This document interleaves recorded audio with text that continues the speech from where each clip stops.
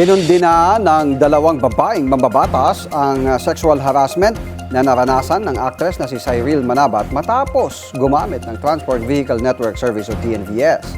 Git nila, dapat tiyakin ng ride-hailing platforms ang kaligtasan ng mga pasahero hindi lang mula sa aksidente kundi sa mga malalaswang tsuper. Ang detalye sa Politico Update ni Carol D.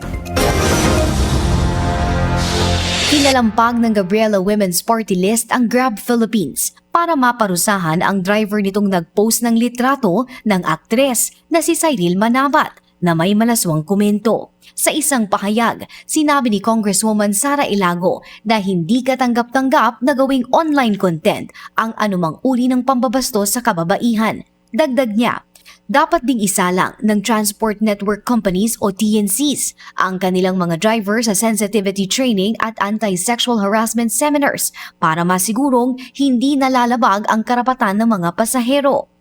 Sa Senado, mariinding kinundina ni Senator Risa Ontiveros ang nasabing insidente. Malinaw anya itong paglabag sa Safe Spaces Act o Bawal Bastos Law.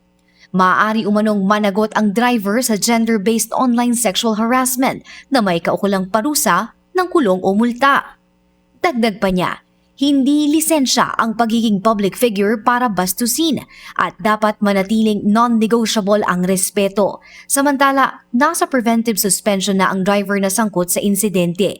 Humingi na rin ng paumanhin ang ride-hailing platform at tinawag na unacceptable ang nangyari. Nasa review na rin ang mga protocol ng driver para masigurong may karagdagang safeguards para sa mga pasahero. Para sa Politico Nightly, Carol D. Abante.